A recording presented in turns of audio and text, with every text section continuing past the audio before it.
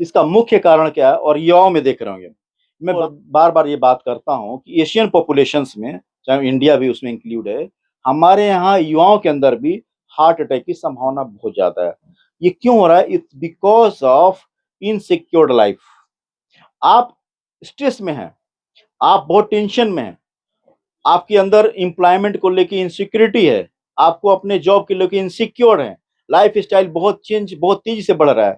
तो इसमें होता क्या है, आपके बॉडी के अंदर चेंजेज में आपके बॉडी के अंदर ट्राइग्लिसराइड का लेवल बहुत हाई हो जाता है, जो कि आपको सिम्टम्स नहीं आएगा, आपको पता ही नहीं चलेगा मेरे बॉडी के अंदर क्या चेंजेस हो रहा है उस स्ट्रेस की वजह से। आपका एचईपीटी एसजीओटी बढ़ जाएगा। स्पेशली ट्राइग्लिसराइड के बढ़ने से जो खून के नली के अंदर प्रवाह होता है, ट्राइग्लिसराइड वो आपकी खून के नली की दीवार को डैमेज करने लगता है, कुरेदने लगता है। और नॉर्मली हमारा जो खून का नली स्मूथ होना चाहिए, एकदम स्मूथ होता है अंदर का लेयर, इनर वॉल, लेकिन वो डैमेज करने की वजह से वहां डैमेज होना शुरू होता है। अब डैमेज होता रहेगा तो वहां पे जो खून के पार्टिकल्स जो हैं, प्लेटलेट्स, कुछ मीडिएटर्स, फाइब्रिन, ये सब वहां डिपोजिट होना शुरू हो जाता है। और कुछ समय बाद जब आप बहुत हेवी एक्सरसाइज करते हैं या स्ट्रेस में आते हैं या कुछ घटना हो जाती है, वो अचानक से तेजी से बढ़ेगा और आपके वहां क्लॉट करेगा, आपका खून का नली बंद हो जाएगा हार्ट का, और तुरंत दर्द होगा, कोलैप्स हो जाएंगे और डेथ हो जाता है। अच्छा, इसमें पहचानना है गैस का। इसमें गैस का नॉर्मली दर्द कॉमनली जो होता है एपिगैस्ट्रिक, यहाँ एपिगैस्ट्रियम होता है, छाती के बीच वाला हिस्सा, वहां या पेट में होता है। और छाती में कहीं भी दर्द होता है गैस का, इधर भी हो सकता है, इधर भी हो सकता है, नॉर्मली यहाँ ज्यादा होता है। हार्ट का दर्द भी ऐसा ही कुछ होता है। हार्ट का दर्द स्पेसिफिकली आपका लेफ्ट साइड में होगा ये पूरा, और इसके जस्ट पीछे होगा, आपका इस लेफ्ट हैंड में होगा, आपकी इस जॉ में होगा, नेक में होगा, बहुत तेज दर्द होगा, आपको उस टाइम बहुत घबराहट होगी, आपको प्रोफ्यूज स्वेटिंग हो सकता है, आप रेस्टलेस हो सकते हैं, आपका बीपी ऊपर नीचे हो सकता है। आज 1 जुलाई है और आज नेशनल डॉक्टर्स डे है और उसके तहत डॉक्टर राजेश कुमार मिश्रा जी निकले हुए हैं। बक्सर भविष्य निर्माण मिशन के तहत गांव-गांव जा रहे हैं और लोगों से बात कर रहे हैं, लोगों को समझा रहे हैं, लोगों को बता रहे हैं कि कौन-कौन सी बीमारी जो है, बहुत ऐसे लोग समझा रहे हैं गाँव-गाँव जा कर के और बता रहे हैं कि कौन-कौन सी ऐसी बीमारी है जो घातक हो सकती है। चलिए हम लोग इसी विषय पर बात करेंगे और ये 2-3 जगह जाकर आ चुके हैं, कहाँ-कहाँ गए हैं और अभी कहाँ-कहाँ जाना है, इन्हीं से मैं जानने का प्रयास करता हूँ। IBN 7 भारत में आपका स्वागत है। धन्यवाद। सुबह से कहाँ-कहाँ गए हैं और अभी कहाँ-कहाँ जाना है? आज चूंकि नेशनल डॉक्टर्स डे, तो आप सभी क्षेत्रवासियों को मैं आज नेशनल डॉक्टर्स डे के दिन हार्दिक शुभकामनाएं देता हूं। आप स्वस्थ रहें, सुरक्षित रहें। आज हमने सुबह 8 बजे से ये कार्यक्रम शुरू किया है और दो इसके साथ साथ कार्यक्रम है। स्वास्थ्य के प्रति जागरूक करना लोगों को, और पर्यावरण की सुरक्षा हो सके इसके लिए प्लांटेशन को प्रमोट करना। अभी इससे पहले हितन पड़री में ही एक स्कूल है, स्कूल में गए थे, बच्चों को उनको मोटिवेट किया, उनको कैसे रहना है, कैसे पढ़ाई करना है, कैसे मोरल वैल्यूज को मेंटेन करना है, और लाइफ में आगे बढ़ने के लिए टिप्स दिए। कुछ खास बीमारियों के बारे में चर्चा की जो बच्चों में होती है, जो उन एज ग्रुप में कैसे उन बीमारियों से बचा जाए, इसके बारे में बताया, जानकारी दी। और आगे चूंकि मैं ये देखता हूँ, चूंकि आज डॉक्टर्स डे है, और मैं थोड़ी सी ये बता दूं क्यों हम मनाते हैं डॉक्टर्स डे। आज ही के दिन डॉक्टर विधान चंद्र रॉय, 1 जुलाई 1882 को उनका जन्म हुआ, और 1962 1 जुलाई को उनकी देहांत हुई। उन्होंने अपने लाइफ टाइम में बहुत सारे ऐसे कार्य किए, एक सोशल एक्टिविस्ट के तौर पर, एक एजुकेटर के तौर पर, एक बहुत अच्छे पॉलिटिशियन। वेस्ट बंगाल के चीफ मिनिस्टर रहे 14 साल तक, और सिविलियन अवार्ड, जो हाईएस्ट सिविलियन अवार्ड है भारत रत्न, उनसे उनको नवाजा भी गया। तो उनके उपलक्ष्य में, उनके जन्मदिन पे उनके कार्यों को और प्रमोट करने के लिए हम ये नेशनल डॉक्टर्स डे मनाते हैं। तो मैंने ये कार्यक्रम शुरू किया है, और ये मेरा कार्यक्रम पिछले कई सालों से चल रहा है। और आज चूंकि शुरू सुबह 8 बजे से किया, रात के शाम के 8 बजे तक मेरा ये कार्यक्रम चलेगा। अलग अलग विभिन्न विभिन्न गांव में चलेगा ये कार्यक्रम, लोगों को जागरूक करेंगे। बहुत सारी जो क्रिटिकल बीमारियां हैं, जो लिथल बीमारियां हैं, उनके बारे में लोगों को बताऊंगा, कैसे इलाज करना है, कैसे रहना है, उनके रख रखाव, खान पान, इन सारी उनकी जानकारियां दूंगा। आप अभी बता रहे थे कि सबसे पहले बच्चों से मैं मिला और बच्चों को बताया कि उनमें कौन-कौन सी बीमारियाँ हो सकती है, वो कौन-कौन सी बीमारियाँ हैं जो बच्चों में सबसे ज़्यादा होती है? देखिए, सबसे ज़्यादा चूँकि बच्चे तो समझते नहीं हैं, कुछ भी खा लेते हैं, डस्ट इन्फेक्शन होने लगता है, डस्ट एलर्जी होने लगती है और चूँकि ये मौसम बारिश का मौसम शुरू हो गया, इस टाइम बच्चों को फूड एलर्जी रेस्पिरेटरी प्रॉब्लम, साँस की दिक्कत, खाँसी ये सब होती रहती है, उनसे कैसे बचना, उनको बताया। अस्थमा बच्चों में भी होता है, एटोपी अस्थमा होता है, साँस की दिक्कत होने लगती है। उसमें बच्चों को क्या करना है, पॉल्यूशन से बचना है, धूल-मिट्टी को नहीं छूना है, जहाँ धुएँ हो उनसे बचना है, मास्क लगाना है। आज के समय में छोटे शहरों में भी प्रदूषण की मात्रा बहुत ज़्यादा हो रही है, गर्मी बहुत ज़्यादा हो रही है, उनसे कैसे बचना है। एक विशेष बीमारी होती है बच्चों में रूमेटिक हार्ट डिजीज़।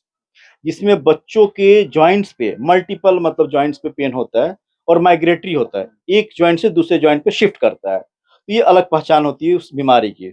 ये बीमारी बहुत खतरनाक होती है, जो बच्चों में होती तो है जोड़ों के दर्द से शुरू, लेकिन ये तकलीफ आगे बढ़ के हार्ट की तकलीफ को भी बढ़ाती है। हार्ट फेलियर होने लगता है, वाल्व डैमेज होने लगता है। तो इसके बारे में बच्चों को बताया। बच्चों को जो एक्सीडेंटल पॉइज़निंग हो जाती है, उससे बताया। बच्चों को जो इंजरीज हो जाती है, उससे कैसे बचना उसके बारे में बताया। जैसे कि एक टेक्निक होती है, जैसे बच्चे मान लीजिए गिर गया, चोट आ गई, ब्लड जमा हो गया, फ्रैक्चर हो गया, तो एक टेक्निक राइस, RICE, ये टेक्निक को अपनाना है। मतलब राइस मतलब आर से रेस्ट, उस पोर्शन को रेस्ट देना है। आई मीन्स आइसिंग करनी है, सी मीन्स कंप्रेशन करना है, ई मीन्स एलिवेशन करना है। मतलब पहले उसको रेस्ट दीजिए, जॉइंट को एकदम बिल्कुल स्टेबल कीजिए, बर्फ से उसके कपड़े में लगा के उसका रैप कीजिए, उस जॉइंट को उठाइए, एलिवेट करके रखिए और टाइटली बांधिए। ये टेक्निक बताया। और बहुत सारी बीमारियां, पेट की बीमारियां, जो बच्चों को लूज मोशंस हो जाते हैं, उनसे कैसे बचाव करना, आई इंजरी होती है उससे कैसे बचाव करना। तो ऐसी बहुत सारी बीमारी के बारे में चर्चा किया मैंने। अभी आप बता रहे थे कि धूल-मिट्टी में नहीं जाना है, मास्क का उपयोग करना है, मगर एक चीज़ पहले के दौर की हम लोग बात करें तो लोग कहते थे कि ज़्यादा धूल-मिट्टी में खेलो तभी जाकर के मजबूत बनोगे और आज के ज़माने में ये कहा जा रहा है कि धूल-मिट्टी में जाना ही नहीं है। इससे क्या होता है, बहुत सारी चीजें हैं। तब उनके पेरेंट्स में ये दिक्कत नहीं आई होगी, बाद में उन पेरेंट्स में दिक्कत आने लगी। तो वो बच्चे जब जन्म लेते हैं तो वो अपने फादर मदर से इनहेरिट करते हैं। जब उनके फादर मदर उस बचपन में रहेंगे तो वो दिक्कत नहीं रही होगी, लेकिन एलर्जी उनकी अंदर बॉडी में एंटीजेंस एंटीबॉडीज इंटरेक्शंस होते होते वो दिक्कत तो आ गई उनको, लेकिन वो मैनिफेस्ट नहीं किया, वो सिम्टम्स के रूप में उनके माता पिता में नहीं हुआ, लेकिन वो दिक्कत तो हुई है, जेनेटिकली चेंज हुआ है। अब वो जो बच्चे उनके पैदा होते हैं तो एलर्जिक हो जाते हैं, उन डस्ट से हाइपर रिस्पॉन्सिव हो जाते हैं। वो धूल मिट्टी जब जाएगा फेफड़े में तो उसका रिएक्शन ज़्यादा होता है उनको और साँस की दिक्कत होने लगती है। दूसरी बात कि पहले से अब पॉल्यूशन आप देखते हैं बहुत ज़्यादा हो रहा है। पेड़-पौधों की कटाव और उनकी कटाई से पॉल्यूशन बढ़ा है। गर्मी बहुत बढ़ी है, एसी का बहुत ज़्यादा इस्तेमाल होता है, तो रेडिएशंस बहुत बढ़े हैं।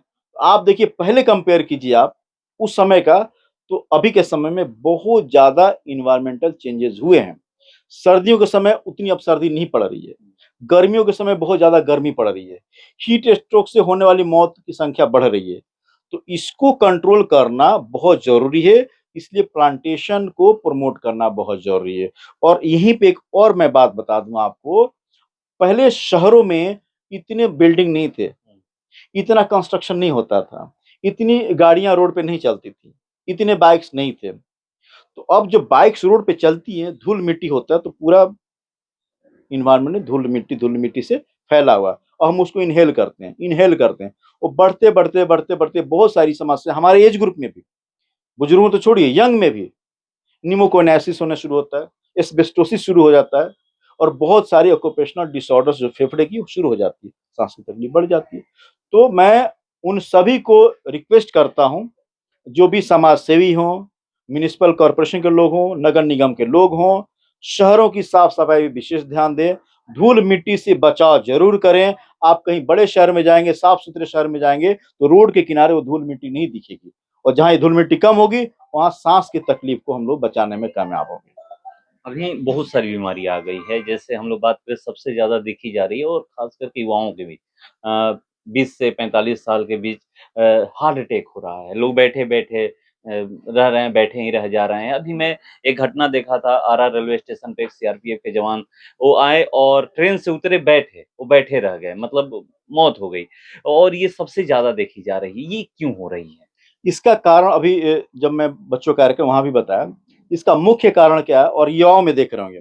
मैं बार बार ये बात करता हूं कि एशियन पॉपुलेशंस में, चाहे इंडिया भी उसमें इंक्लूड है, हमारे यहाँ युवाओं के अंदर भी हार्ट अटैक की संभावना बहुत ज्यादा है।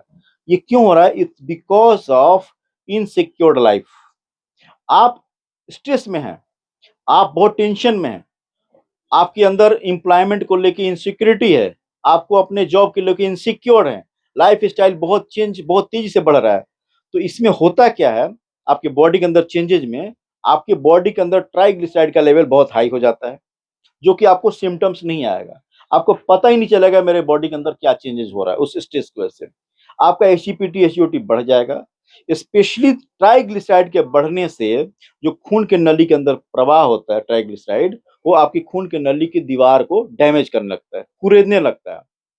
और नॉर्मली हमारा जो खून का नली स्मूथ होना चाहिए, एकदम स्मूथ होता है अंदर का लेयर, इनर वॉल, लेकिन वो डैमेज करने की वजह से वहां डैमेज होना शुरू होता है। अब डैमेज होता रहेगा तो वहां पे जो खून के पार्टिकल्स जो हैं, प्लेटलेट्स, कुछ मीडिएटर्स, फाइब्रिन, ये सब वहां डिपोजिट होना शुरू हो जाता है। और कुछ समय बाद जब आप बहुत हेवी एक्सरसाइज करते हैं या स्ट्रेस में आते हैं या कुछ घटना हो जाती है, वो अचानक से तेजी से बढ़ेगा और आपके वहां क्लॉट करेगा, आपका खून का नली बंद हो जाएगा हार्ट का, और तुरंत दर्द होगा, कोलैप्स हो जाएंगे और डेथ हो जाता है।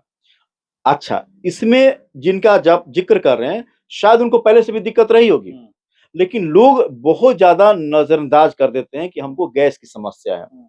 गैस का दर्द और हार्ट का दर्द लगभग लगभग दोनों सेम होता है, पता नहीं क्या करना होगा इसके लिए? तो एक तो सबसे पहले लक्षण पहचानना है, गैस क्या है इसमें। गैस का नॉर्मली दर्द कॉमनली जो होता है एपिगैस्ट्रिक, यहाँ एपिगैस्ट्रियम होता है, छाती के बीच वाला हिस्सा, वहां या पेट में होता है। और छाती में कहीं भी दर्द होता है गैस का, इधर भी हो सकता है, इधर भी हो सकता है, नॉर्मली यहाँ ज्यादा होता है। हार्ट का दर्द भी ऐसा ही कुछ होता है। हार्ट का दर्द स्पेसिफिकली आपका लेफ्ट साइड में होगा, ये पूरा, और इसके जस्ट पीछे होगा, आपका इस लेफ्ट हैंड में होगा, आपकी इस जॉ में होगा, नेक में होगा, बहुत तेज दर्द होगा, आपको उस टाइम बहुत घबराहट होगी, आपको प्रोफ्यूज स्वेटिंग हो सकता है, आप रेस्टलेस हो सकते हैं, आपका बीपी ऊपर नीचे हो सकता है।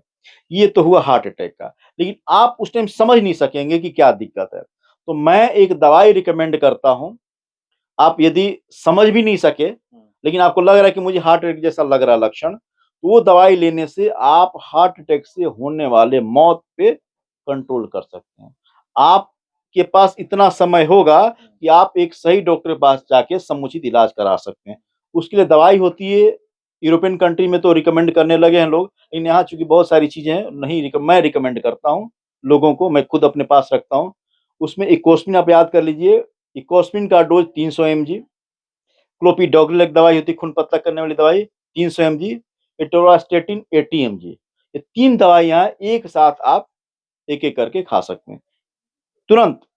ठीक है, दर्द हुआ तो इसका आपको डर होगा कि भाई साइड इफेक्ट तो होगा दवाई खाया तो, क्या पता हार्ट अटैक हमको लोग नहीं कहते हो। भी हैं, लोग कहते हैं हाँ, कि दवा खाने से साइड इफेक्ट हाँ, होता है। तो उस टाइम आपको डर लगे, हो सकता है मुझे तो हार्ट अटैक, हमको गैस का भी दिक्कत हो सकता है, लेकिन हम दवाई डॉक्टर ने बताया, आपको बता दें, यदि ठीक है मान लीजिए आपको हार्ट अटैक नहीं है, वो दवाई आपको नुकसान नहीं करने वाला, वो दवाई आपको और दिक्कत नहीं करने वाली, आपको बहुत ज्यादा से ज्यादा होगा तो आपका गैस बढ़ा देगा, लेकिन आपको डेथ होने से बचाने का पूरा चांस उस दवाई के अंदर है। ठीक है, दूसरी बात अब जब बताया, एक वो अलग जिक्र है, अलग उसकी कहानी है कि लोग दवाई खाने से बचना चाहते हैं, डरते हैं, खास करके शुगर वाले मरीज और बीपी वाले मरीज। तो आपको यदि किसी अच्छे डॉक्टर ने, कोई प्रॉपर एमबीबीएस एमडी हो, मेडिसिन का डॉक्टर हो, उसने आपको डायग्नोस कर लिया आपको ब्लड प्रेशर है और आपका 140 और नीचे का 90 से ऊपर है, तो आपको दवाई खानी पड़ेगी लगातार। आपको शुगर है, डायग्नोस कर लिया, शुगर का एक क्राइटेरिया होता है। यहाँ तो बहुत सारे मरीज ऐसे भी होते हैं कि शुगर जिनको नहीं है, जो रेफरेंस उससे थोड़ा सा बढ़ गया तो शुगर की दवाई देते हैं, ऐसा नहीं होना चाहिए। एक प्रॉपर डेफिनेशन है शुगर का, उस डेफिनेशन में आप फिट बैठते हैं, यदि आप डायग्नोस है शुगर है आपको, तो आपको दवाई खाना ही पड़ेगा, दूसरा आपके पास विकल्प नहीं है। आपको डाइट कंट्रोल करना है, लेकिन बहुत सारे मरीज मिसगाइड हो जाते हैं, वो दवाई नहीं खाते और सिर्फ परहेज करके सोचते कि हम इलाज कर लेंगे, लेकिन नहीं होता है। आप शुगर है, आप खाना छोड़ भी देंगे, बिल्कुल छोड़ देंगे, हम खाना नहीं खाएँगे, पानी पी जिंदा रहेंगे, फिर भी आपका शुगर बढ़ेगा। तब आपके बॉडी के अंदर का प्रोटीन का यूटिलाइज़ेशन होगा और शुगर का लेवल बहुत हाई होना शुरू हो जाएगा और आपकी तकलीफ बढ़ने लगेगी। तो आपको दवाई खाना है, इसमें कहीं कोई डाउट नहीं रखना है। दवाई का बीपी का हो या शुगर का हो, उसका बहुत साइड इफ़ेक्ट नहीं होता। यदि कोई डॉक्टर प्रॉपर डॉक्टर हो, समझ के दवाई दे रहा हो तो उसका कोई भी साइड इफ़ेक्ट नहीं होगा। आप सालों-साल, कई साल, 10 साल, 20 साल, 50 साल तक दवाई खाएँगे, कुछ दिक्कत नहीं होगी। एक और बीमारी के बारे में आजकल पता चला है कि लोगों को माइग्रेन हो रहा है और लोग ये सोच रहे हैं कि ये तो दर्द है, दवा खाएँ या ना खाएँ ये भी सोच रहे हैं कि ये तो माइग्रेन है, ठीक हो जाएगा। क्या माइग्रेन में दवा खानी चाहिए? देखिए, अगेन इसको मैं एक्सप्लेन करूँगा। माइग्रेन में नॉर्मली क्या होता है, सर में दर्द होगा, आपको उल्टी सा मन करेगा, आपको आँखों में बिल्कुल जलन सी होगी, आँखें लाल हो जाएँगी, सर फटने को होगा। नॉर्मली आधे हिस्से में या एक साइड या दोनों हिस्से में। अब ये सेम लक्षण बीपी का भी हो सकता है, लेकिन कोई ये खासकर महिलाओं में ज़्यादा देखा जाता है। तो अब माइग्रेन के चक्कर में लोग माइग्रेन की दवाई खाएँगे, बीपी का नहीं सोचेंगे। वो माइग्रेन नहीं हो सकता, वो बीपी का हो सकता है, कि आपका बीपी बढ़ा हुआ हो। अगेन मिसडायग्नोसिस हो गया। आप दवाई माइग्रेन की चला रहे हैं, बीपी की दवाई नहीं चला रहे हैं। तो पहले चेक कराइए बीपी, हो सकता है बीपी बढ़ गया हो, इसलिए दर्द हो रहा हो। दूसरी चीज़, माइग्रेन आप जिसको सोच रहे हैं, हो सकता है आपको एंग्ज़ायटी हो, घबराहट हो, टेंशन हो, रात को नींद नहीं आती हो, जब आपकी नींद पूरी नहीं होगी, आप खाना नहीं खाएँगे समय पे, तो आपको सर में दर्द होगा क्योंकि शुगर का लेवल डाउन होगा थोड़े टाइम के लिए। ये भी मिसडायग्नोसिस है। क्लिनिकली माइग्रेन का डायग्नोसिस क्लिनिकली होता है। उसके लिए कुछ खास जाँच की ज़रूरत नहीं है। जाँच होती है रूल आउट करने के लिए, अलग बीमारियों की, दूसरी बीमारियों की, जो ऐसा फीचर कर सकता है, ऐसा सिम्पटम्स कर सकता है। तो माइग्रेन यदि है तो रेगुलरली कुछ दवाई चला के बंद किया जाता है, बहुत लीथल बीमारी नहीं है, बहुत मरने-जीने वाली बीमारी नहीं है, तकलीफ वाली होती है, कुछ देता है दिक्कत, लेकिन उसके लिए कुछ सिम्पटम्स, कुछ आप परहेज़ रखेंगे, तो माइग्रेन के अटैक को भी आप कम कर सकते हैं। जैसे में क्या-क्या? जैसे में कि आप बहुत अननेसेसरी टेंशन नहीं लें। टेंशन हर किसी को लाइफ में होती है, कोई अननेसेसरी बहुत ज़्यादा स्ट्रेस में आ जाता है, वो नहीं लेना, अवॉइड करना है। समय पे खाना खाना है, प्रॉपर फूड हैबिट होनी चाहिए, साउंड स्लीप होनी चाहिए, कम से कम 6 घंटे का नींद पूरी होनी चाहिए। ये चीज़ें कर लेंगे आप, तो आप माइग्रेन के अटैक को कम कर सकते हैं। एक और बीमारी है, मुझे जहाँ तक पता चला है स्टोन की और एक तो ऐसे किडनी में होता है तो लोग कहते हैं कि आप दवा लीजिए या फिर ज़्यादा पानी पीजिए, बहुत सारे मतलब वो आयुर्वेदिक इलाज भी बताते हैं कि उससे ठीक हो जाएगा। मगर गल ब्लैडर में जो हो रहा है, लोग कह रहे हैं कि बिना ऑपरेशन का इसका इलाज नहीं है। क्या दवा से वो निकल सकता है? नहीं, ये आपका अच्छा सवाल है, क्योंकि गॉल ब्लैडर का स्टोन कभी भी दवाई से नहीं निकलेगा, ठीक है? अब गॉल ब्लैडर में लोग पूछते हैं कि सर साइज़ क्या है स्टोन का? साइज़ बहुत मैटर नहीं करता ऑपरेशन के लिए। मल्टीपल स्टोन्स हो जाते हैं। दिक्कत यदि साइज़ का बस इसका होता है कि कॉम्प्लिकेशन होने का है। यदि स्टोन का साइज़ बड़ा हो, तो गॉल ब्लैडर ऐसे थैले जैसा होता है, लीवर के नीचे लटका हुआ, उसके वॉल होते हैं, दीवार होती है, उस दीवार में क्या हो सकता है कि खुरेदने लगेगा। तो उसकी वजह से उसको कोलेसिस्टाइटिस होता है। कोलेलिथियासिस गॉल ब्लैडर के स्टोन को बोलते हैं। कोलेसिस्टाइटिस उसकी इन्फ्लेमेशन को बोलते हैं। उस दीवार को कुरेदेगा तो उसको दर्द होना शुरू हो जाएगा, इन्फ्लेमेशन होगा। बहुत ज़्यादा बढ़ेगा तो और कुरेदेगा दीवार को, और बहुत ज़्यादा हो गया तो ऊपर में एक डक्ट होता है, कॉमन बाइल डक्ट, उसका स्टोन वहाँ स्लिप करके आ सकता है। यदि स्टोन वहाँ स्लिप करके उस डक्ट में आ गया, उसके नीचे पैंक्रियाज होता है। वहाँ उसको सीवियर पेन कर सकता है, जिसको बोलते हैं, बहुत कॉमन कारण होता है एक्यूट पैंक्रियाटाइटिस। वो बहुत बार तो लीथल हो जाता है। होता है गॉल ब्लैडर में, लेकिन वो जानलेवा भी हो सकता है तब जब एक्यूट पैंक्रियाटाइटिस हो तब। तो इसके इलाज के लिए आपका समुचित इलाज कराना है। दवाई दर्द की होती है उसमें, इन्फेक्शन, इन्फ्लेमेशन हो उसको कंट्रोल करने की दवाई होती है। आपको दवाई यदि कोई बोल रहा है कि हम इसको गलाने का दवाई दे रहे हैं, वो गलत है। एलोपैथी में कोई ऐसी दवाई नहीं है जो आपको गलाए। हाँ, कुछ अलग पद्धति वाले लोग बोलते हैं, क्लेम करते हैं कि हम इसको गला देंगे, गुला देंगे। मुझे नहीं लगता है कि ऐसा है। यदि आपको है, तो आपको फाइनली ऑपरेशन के लिए प्लान करना पड़ेगा, यदि बार-बार दर्द कर रहा है तो। क्योंकि दिक्कत बार-बार करेगा तो एक और मैं आपको जानकारी दे दूँ कि यदि किसी को गॉल ब्लैडर की वजह से बार-बार पेट में दर्द हो रहा है, तो उस मरीज को कुछ सालों बाद जो ओपन ऑपरेशन कराने की ज़रूरत पड़ जाती है, लेप्रोस्कोपिक नहीं हो पाता है, क्योंकि उसके अंदर एडेशंस हो जाता है, बहुत सारा आँत में वो रेशे-रेशे सा बनने लगता है। तो आप चाह के भी लेप्रोस्कोपिक नहीं करा सकेंगे, पूरा पूरा पेट करना पड़ेगा ऑपरेशन, और उसके कॉम्प्लिकेशन में इंटेस्टाइन में भी दिक्कत आ सकती है। ये गॉल ब्लैडर जिसको हुआ, यदि साइलेंट है तो भी, यदि कम उम्र है तो आपको ऑपरेशन कराना चाहिए। यदि आपकी उम्र 70-75 है और बहुत ज्यादा तकलीफ नहीं दे रहा है, तो आप वेट एंड वॉच कर सकते हैं, दवाई लेके दर्द को आप ठीक कर सकते हैं। लेकिन छोटे बच्चे जो हैं 5-6 साल के बच्चे हैं, उनको नॉर्मली गॉल ब्लैडर में स्टोन नहीं आता है, बहुत रेयर ये होता अगर है। शिकायत आ गई है तो? ये शिकायत ही तब तो उसको वेट नहीं करना ज्यादा बच्चे को। अब मेरे पास बहुत सारी ऐसी बच्चियां हैं, बच्चे हैं जिनकी उम्र, खासकर लड़कियां ज्यादा हैं, जिनकी उम्र करीब 16 साल 17-18 साल है, उनको स्टोन है गॉल ब्लैडर में। तो उनको मैंने अभी रिकमेंड किया है दवाई खाओ, ठीक हो जाता है, दर्द वर्द इन्फेक्शन ठीक हो जाता है, तो फाइनली तुमको ऑपरेशन तो कराना ही पड़ेगा। और इससे पहले बहुत बार वो अल्ट्रासाउंड करा के मेरे पास आ चुके होते हैं, उनको यही एडवाइस होती है कि ऑपरेशन कराना पड़ेगा। ये होता क्यों है स्टोन? नॉर्मली क्या होता है स्टोन का, इस एज ग्रुप में तो एडियोपैथिक मेडिकल साइंस में होता है कि कॉज इज नॉट नोन, ठीक है। लेकिन इसका कॉज नॉर्मली 5F होता है, फीमेल, फर्टाइल, जो फर्टिलिटी एज वाला है, ठीक है, जो फैट फूड खाता हो, फैटी हो, उसको ज्यादा चांस होता है। इसमें गॉल ब्लैडर के अंदर काइल्स होता है, मतलब बाइल होता है, कोलेस्ट्रॉल होता है, और बहुत ज्यादा बढ़ने पे वो सुपर सेचुरेटेड हो जाता है, तो वो स्टोन के फॉर्म में बनने लगता है। अब जैसे कि आप एग्जांपल देते हैं, आप ग्लास में, इसे मान लीजिए ग्लास है, शरबत है, इसमें मान लीजिए पानी होता है, इसमें हम चीनी डालते हैं, चीनी डालते डालते ही जाते, घुलेगा, एक समय आएगा जो सारा चीनी नहीं घुल पाएगा, ठीक है, वो सेग्रीगेट ऐसे ही दिखने लगेगा, और डालेंगे तो बिल्कुल घुलेगा ही नहीं।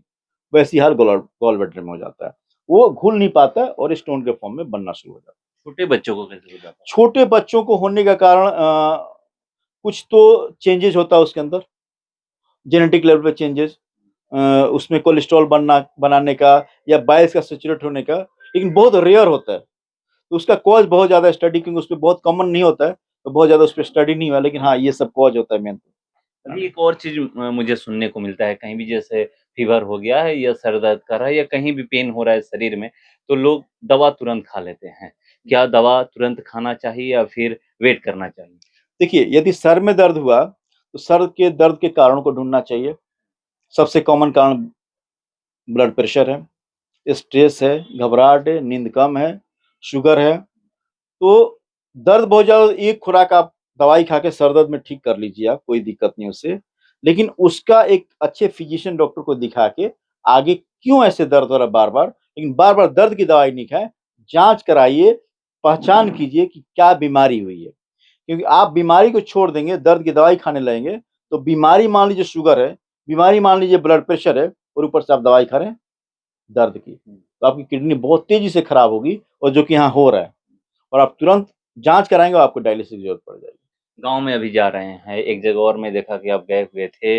यहाँ पर गाँव की हम अगर हम लोग बात करें तो कौन ऐसे पेशेंट आ रहे हैं जिनको पता ही नहीं है कि शुगर है या ब्लड प्रेशर है? और एक और सवाल है कि शुगर किसी भी व्यक्ति को एक कौन उम्र होता है जैसे तो ऐसे पता चलता है, यंग एज में नहीं लोग कहते हैं कि शुगर नहीं होता है। कौन से पड़ाव पे शुगर होने के ज़्यादा चांसेज़ रहते हैं? देखिए, इससे पहले एक चीज़ बता दूँ, मैं जो ये काम कर रहा हूँ, ये 2 ढाई साल से काम कर रहा हूँ। लोगों के बीच में जाना, उनको जागरूक करना, और मैं पहले दिल्ली में था, सरकारी नौकरी में था, एडिशनल मेडिकल सुपरिटेंडेंट था। उसको रिज़ाइन करके बक्सर को मैंने चुना है। बक्सर मेरा अपना गाँव है, अपना घर है, क्योंकि यहाँ मैं देख रहा हूँ, यहाँ ही नहीं, कई और राज्यों में, कई और प्रदेशों में, कई और जिलाओं में ये दिक्कतें हैं, लोग जागरूक नहीं है बीमारी को लेके। तो मैं लोगों तक जा के अपने ओपीडी के समय को कम करते हुए, अपनी कमाई के साधन को घटाते हुए लोगों के बीच में जाना, ताकि उनको जानकारी दे सके बीमारियों के बारे में, शुगर, ब्लड प्रेशर, हार्ट की बीमारी, किडनी की बीमारी, ब्रेन की बीमारी या कोई अन्य बीमारी, उसके बारे में जानकारी दे सके। अब मैं आपकी बात पे आऊँ, शुगर। शुगर देखिए 2 तरीके का शुगर होता है, टाइप 1, टाइप 2। टाइप 1 डायबिटीज़ हुआ, वो अर्ली स्टेज में होता है, अर्ली ऑनसेट बोलते हैं उसको, वो कम एज में होता है। वो एडोलेसेंट, मतलब कि 14-15 साल के बच्चों में भी हो जाता है। लेकिन बहुत बार 14-15 साल के बच्चों में लोग नहीं समझ पाते कि इनको शुगर हो सकता है। तो उसकी जाँच जब कराते हैं, जब बच्चा 17-18 साल का हो जाता है, तो वो अर्ली, उसमें क्या होता है, इंसुलिन डिपेंडेंट होता है। वो यदि उसमें क्या होगा, बच्चे को सर में दर्द होगा, उसका अचानक से वेट घटना शुरू हो जाएगा, उसको बार-बार पेशाब आएगी, खूब प्यास लगेगी, खूब भूख लगेगी। ये लक्षण हो सकता है बच्चों में शुगर होने का, पेशाब में जलन भी हो सकता है। तो ऐसा कुछ हुआ तो उसको शुगर होने की संभावना है, उसकी जाँच कराइए शुगर की। यदि शुगर हो गया तो आप बिल्कुल इस चक्कर में मत पड़िएगा कि हम कुछ दवाई खा लें या कहीं कुछ और आयुर्वेदिक कर लें, क्योंकि जितना ये सब उल्टा-पुल्टा काम करेंगे, आपकी किडनी पे और असर करना शुरू हो जाएगा और कम उम्र के बच्चों को किडनी की समस्या आनी शुरू हो जाती है। उन मरीजों को जिनको टाइप 1 है, उनको इंसुलिन डिपेंडेंट बोलते हैं, उनको इंसुलिन से ही आराम आएगा। दूसरा टाइप 2 नॉर्मली 35 साल या उसके बाद की एज में आता है। अब बहुत सारे ये तो कॉमन टाइप है, बहुत सारा टाइप्स होता है शुगर का, जो बाकी लोग नहीं समझ वो मेडिकल डॉक्टर ही समझ सकते हैं। तो मैं कॉमनली 2 टाइप का जिक्र करूँ type 1, type 2। Type 2 non insulin dependent, उसके लिए शुगर की दवाई खानी होती है। 35 साल से ऊपर उम्र के जिन युवाओं को, जिन महिलाओं को या पुरुषों को बार-बार पेशाब आ रहा हो, खूब प्यास लग रही हो, खूब भूख लग रही हो, वज़न घट घट रहा हो, पेशाब में जलन हो रही हो, सर में दर्द हो रहा हो, आँखों में जलन हो रही हो, है ना? पैरों में टटाव, खिंचाव जैसा हो रहा हो, आँखों के आगे अंधेरा जैसा छा रहा हो, धुंधलापन दिख रहा हो, हाथ-पैर में जलन जैसा या सुनापन जैसा हो या कम आपको सेंसेशन पता चले, तो समझिए कि शुगर का ये लक्षण होता है, आपको जाँच करानी चाहिए। जाँच हुई, आपको शुगर है, तो आपको दवाई खाना ही खाना है। आप बिल्कुल इस चक्कर में मत पड़िएगा कि हम शुगर की दवाई नहीं खाएँ, पहले हम डाइट कंट्रोल करते हैं। डाइट कंट्रोल तो आपको पूरी ज़िंदगी करनी है और शुगर की दवाई पूरी ज़िंदगी खानी है।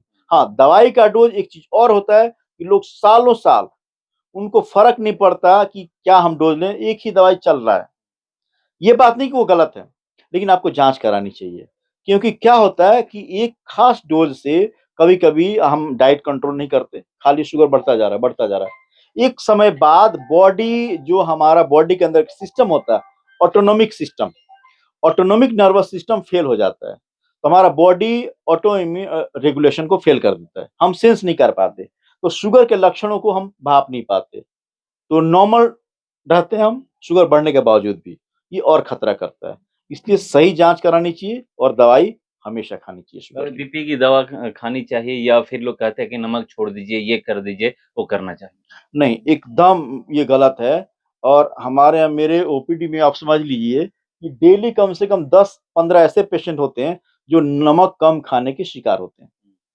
उनको ये लगता है ख़ास करके गाँव में यहाँ पे है और आस-पास लोग मैं उनको भी आपके माध्यम से बता दूँ कि जो भी बड़े-बुजुर्ग हों या अपने आप को समझते हैं कि हम एक्सपीरियंस ज़्यादा मुझे बीमारियों का या तजुर्बा बहुत ज़्यादा इलाज बहुत करा चुके हैं, करवा चुके हैं, तो वो सलाह गलत दे बैठते हैं। लोग बोलते हैं कि तारा बीपी बाटे, तो तू दवाई मत खा बीपी के, नमक कम कर। एकदम ना। यदि आपकी उम्र 60 या उससे ऊपर है, आप नमक बिल्कुल बंद कर देंगे, तो कुछ समय बाद आपका सोडियम बहुत घटेगा, आपको चक्कर आएगा, आपको भूख कम लगनी शुरू हो जाएगी, आपको सुस्ती होगी और कई बार तो बड़बड़ाहट होने लगेगा, आप समझ नहीं सकेंगे, आप बोल नहीं पाएँगे और कोमा में जाके डेथ भी हो सकता है, उस कम सोडियम करने की वजह से। दवाई खाइए, सोडियम बंद मत कीजिए, नमक लेना, नमक लीजिए लेकिन इन मतलब प्रॉपर वे में। अलग से सॉल्ट मत डालिए। घर में जितना सभी नमक खाते हैं उतना नमक खाइए। बहुत ज़्यादा बंद करने की ज़रूरत नहीं है। एक आखिरी सवाल, ये बक्सर भविष्य निर्माण मिशन पे आप निकले हुए हैं। क्या टारगेट है कि इतना दिन ही मुझे काम करना है या फिर जब तक जीवन है तब तक? ये बिल्कुल सही पूछा आपने। मेरा कोई समय टारगेट नहीं है, कोई गाँव, कोई क्षेत्र लिमिट नहीं है। मेरा एक मिशन है, एक क्रांतिकारी बदलाव की तरफ हम चल पड़े हैं, लोगों को जागरूक करने के लिए और मेरा लगातार चलता रहेगा ये सिलसिला। ये कभी रुकने वाला जब तक मैं हूँ, नहीं रहूँगा तब भी लोगों को नहीं रहूँगा मतलब लाइफ़ का किसी का पता नहीं। मेरे बाद भी कभी रुकनी नहीं चाहिए और लोग ये जानकारी हासिल कर लेंगे तो उनको कोई गुमराह नहीं कर सकेगा। तो ये मेरा सिलसिला हमेशा चलता रहेगा। और कभी नहीं रुकेगा ये सिलसिला क्योंकि बीमारी कभी रुकेगी नहीं, लोग परेशान होते रहेंगे तो मेरा मेन उद्देश्य और ध्येय है कि लोगों को स्वस्थ रखना, सही जानकारी देना और सही रास्ते पे लेके आना। तो देखिए हम बात कर रहे थे और आप भी जानते हैं कि लोग कहते भी हैं कि अगर तबीयत खराब ना हो तो उस घर का बजट कभी नहीं बिगड़ता है।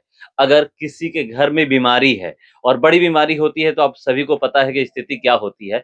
मगर कहा जाता है अक्सर लोगों से कहते आप सुने होंगे कि अगर बजट बनाकर रखना है तो स्वास्थ्य कैसा है, स्वास्थ्य ठीक रखना पड़ेगा और डॉक्टर साहब बता रहे हैं गाँव-गाँव घूम रहे हैं और लोगों को जागरूक कर रहे हैं। बक्सर भविष्य में कैसा हो इसके बारे में बता रहे हैं और कह रहे हैं कि अभी नहीं, मैं वो करके जाऊँगा कि अगर मेरे नहीं रहने के बाद भी समझिए कि अगर लोग जागरूक हो जाएँगे, मेरी बातों पे ध्यान देंगे, तो उनको ज़्यादा गाँव-गाँव में घूम रहे हैं, हर जगह जा रहे हैं, आप इनकी बातों को सुनिए और फ़ॉलो ज़रूर करिए क्योंकि आजकल आप देखे होंगे किस तरह से डॉक्टर लोग एसी में बैठते हैं और वहाँ पर क्या होती है ये बातें किसी से छुपी हुई नहीं है और ये मैं आपको दिखा रहा हूँ कि गाँव-गाँव घूम रहे हैं, बक्सर के गाँव में जा रहे हैं, इतनी गर्मी पड़ रही है, उसके बावजूद भी गाँव-गाँव घूम कर के लोगों को जागरूक कर रहे हैं।